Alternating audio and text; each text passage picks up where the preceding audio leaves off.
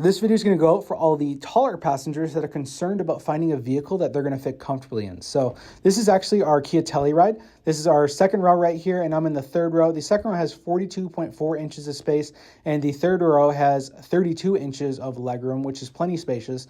This is the Carnival, which is actually an 8-passenger with that middle row down. You can also use that as a cup holder, which is great.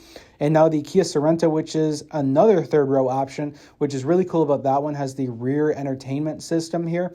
And also in the third row, even in the Sorento, it's not going to be quite as spacious as the Carnival or the Telluride or even the EV9, but it still has plenty of space here.